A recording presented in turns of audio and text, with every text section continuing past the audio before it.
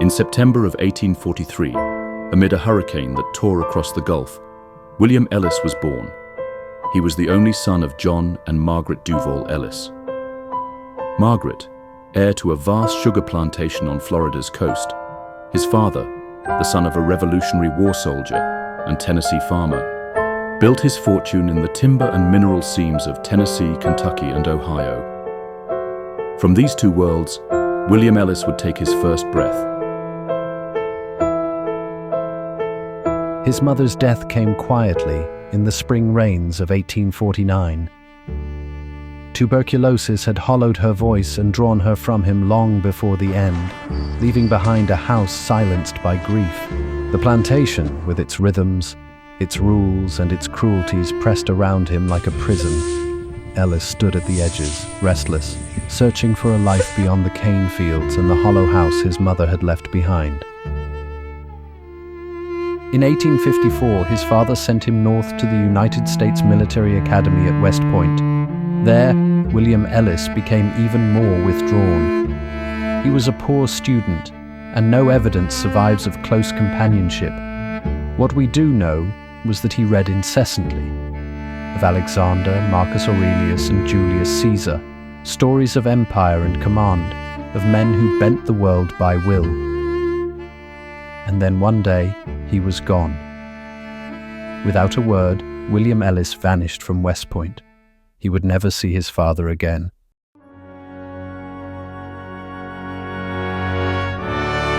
Ellis rode with the Pony Express for barely a year, yet he remained on the frontier long after. He found adventure along the treacherous routes that cut across an untamed West, with only his thoughts as company. He did not return to his father's world. The Pony Express was not just a boy seeking adventure. It was the beginning of the man he would become.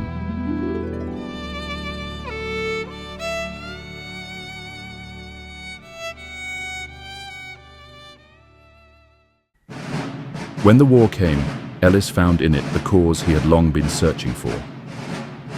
Enlisting under John Austin Wharton, the fiery Texan cavalryman, he discovered not only a battlefield, but a teacher and father figure. In Wharton's shadow, the lonely boy from Florida began to find his place. With Wharton's cavalry, Ellis rode hard across the Texas plains and into Louisiana. He was reckless at times, but quick to learn. He studied Wharton's daring raids, his instinct for speed and deception, and absorbed them like scripture. In the chaos of war, Ellis began to transform. From a withdrawn, searching youth into a soldier who saw in strategy and discipline the order he had craved his entire life.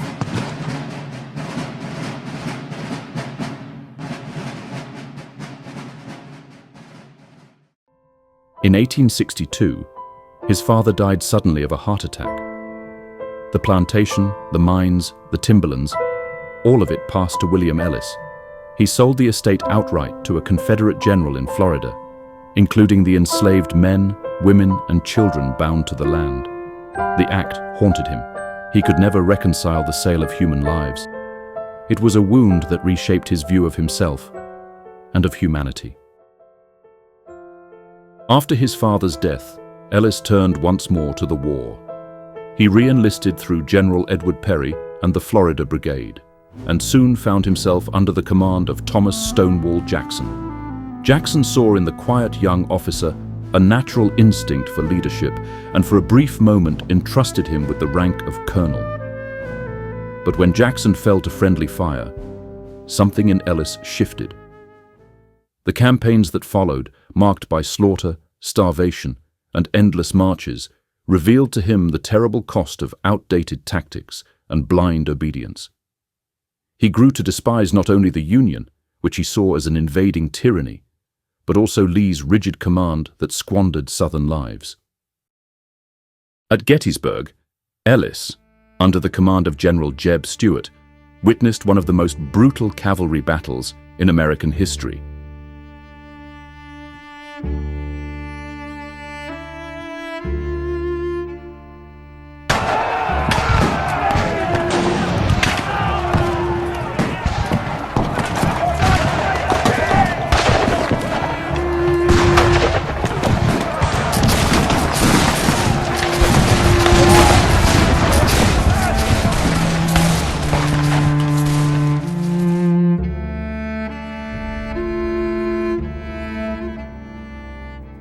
Lying in the field hospital, fevered and battered, Ellis drifted between delirium and waking thought. The idea of a refuge for the South had long lingered in his mind, but in the haze of pain and dreams, he saw it clearly, a new nation, safe from war and tyranny. While recovering in Richmond, Ellis turned his fevered visions into careful study. He pored over maps of Mexico and the Yucatan, traced the corridors of French influence, and read of Napoleon III's ambitions. He knew that to secure such a refuge, he would need the resources of the Confederacy itself. Under the guise of establishing a fallback position and facilitating diplomacy between France and Mexico, Ellis began laying the groundwork for what he truly intended: a new Confederate nation. Using his wealth, Ellis secured an audience with Judah P. Benjamin. The British-born Secretary of State was more than another politician. His sharp mind and brilliance would make him a powerful ally. This is all very interesting, Mr. Ellis, but I do have concerns. As you are well aware, we're at a critical juncture in this conflict, and I cannot stop you from starting your settlement on your own. But under the banner of the Confederacy, any action you make will reflect upon us. We need the help of France and Mexico, and the waters of diplomacy can be very treacherous. One wrong word could destroy it all. But I am willing to back an exploratory approach. A fallback settlement could be very advantageous. You'll need someone to help navigate this endeavor, someone who knows their way through Mexican politics and culture, and to report to me its feasibility. And on you. With Benjamin's letters in hand, Ellis traveled west to Louisiana, where he would meet General Edmund Kirby Smith of the Trans-Mississippi Department. The region was vast and untamed, and under Smith's command, it operated with near-total autonomy. Unlike the faltering Confederate government in Richmond, Smith had victories to show and little patience for politicians. Ellis observed the general's brilliance firsthand, the precision, the discipline, the unflinching will to win. Impressed with Ellis's settlement and the unspoken realization of the South's doom, Smith gave Ellis the man who would forever change his destiny. That man was Colonel Santos Benavides of Laredo, a Tejano leader whose influence stretched from well beyond the battlefield. He had once held off a Union force nearly 4 times the size of his own, securing the Rio Grande and keeping the cotton trade alive when the blockade choked the coast. But Benavides's power reached further still. Through family ties and personal standing, he knew the elites of Nuevo León and Coahuila, and counted Mexican governors and military officers as allies. And Santos, with his keen grasp of Mexico's inner circles, knew how to navigate Emperor Maximilian's government and its many weaknesses. And he saw Ellis's ambitions were much greater than a simple diplomacy mission.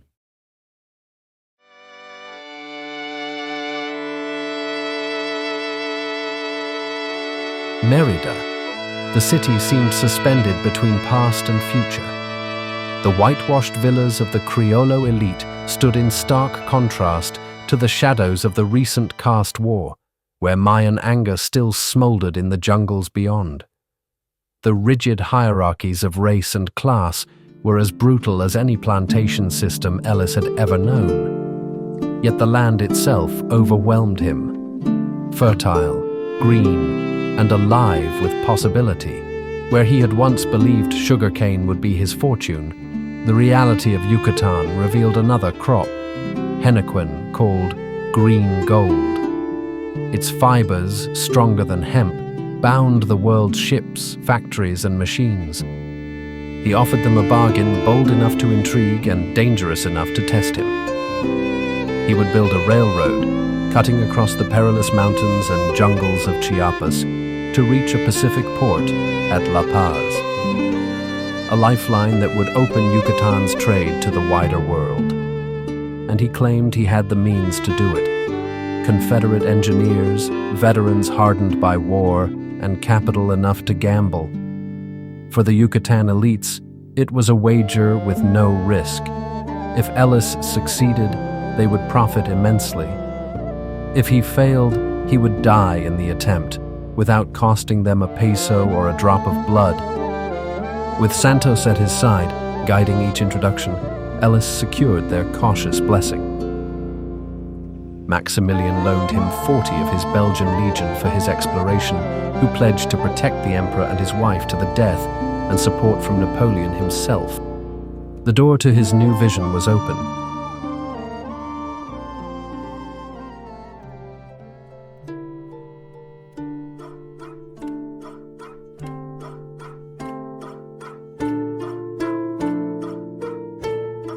Ellis purchased a hacienda outside Valladolid, 10,000 acres of wild land scarred by the caste war.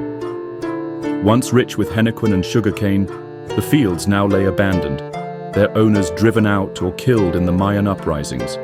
Here, at last, he staked his claim. Santos Benavides left him there with a promise. They would meet again if Ellis survived long enough. Alone, Ellis turned to his letters. One, sent north to Judah Benjamin, requested 50 hardened Floridian troops to anchor his defenses. Another, to his lawyer in Galveston, called for sharecroppers willing to gamble on new land, and for his trusted family doctor, accustomed to fevers, plagues, and the slow attrition of tropical disease. And if Ellis was not prepared for the dangers that lay ahead, he was about to face them, utterly alone.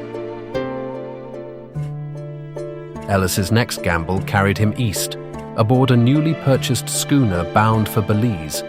There, under the pretense of trade, he secured an audience with the British Lieutenant Governor, and more importantly, an interpreter willing to guide him into the dense jungles of Quintana Roo. His destination was Chan Santa Cruz, stronghold of the Maya rebels feared across the peninsula. It was a deadly proposal, yet vital. Ellis knew his survival depended on winning allies among the Maya, not only to labor in his fields, but to guard against raids from rival tribes. To them, he made promises no hacendado had dared. He would treat them as partners, not serfs, and shield them from the chains of the caste system that had bled them for centuries. He remained with the rebels for more than a month. In that time, Ellis studied their ways, broke bread at their fires, and walked with their warriors beneath the ceiba trees.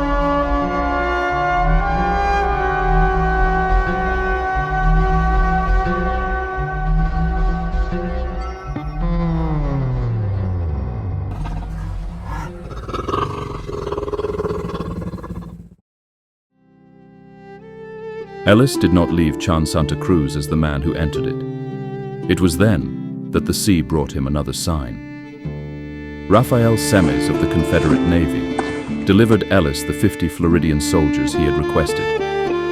Hardened men, ragged but loyal. Ellis delivered 3 letters to Semmes's hand, one for Judah Benjamin, one for Stephen Mallory, and another for the newly minted Secretary of War, John C. Breckinridge. The letters spoke of the sugar fields reclaimed in Valladolid, of Maya allies pledged to his cause, of a settlement rising from the ashes of rebellion. They carried a single promise that if the South should fall, its fire would not die. In the jungles of Yucatan, Ellis would keep it burning, waiting for the day when others might join him.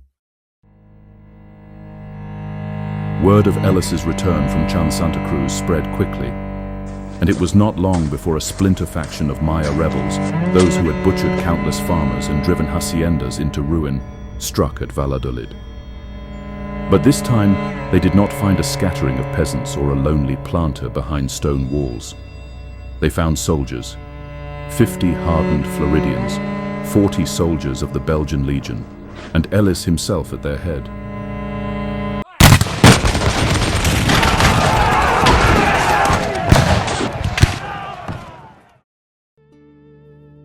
Ellis finally had his army, and with it, the seed of a new nation had taken root in the blood-soaked soil of Yucatan.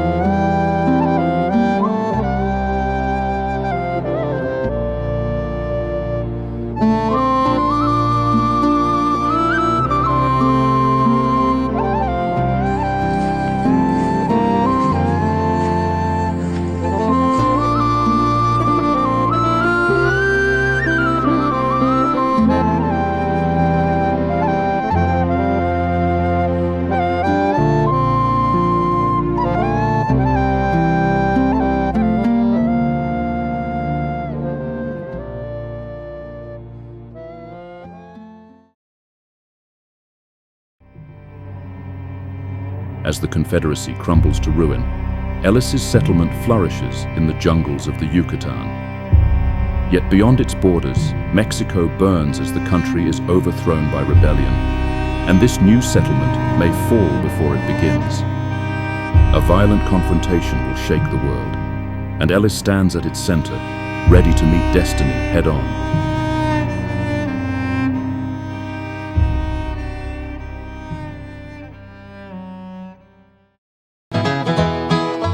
In the twilight where the shadows parted day, oh, Shelby's tall distance fades away. We march through the field, every dream was hardly soon.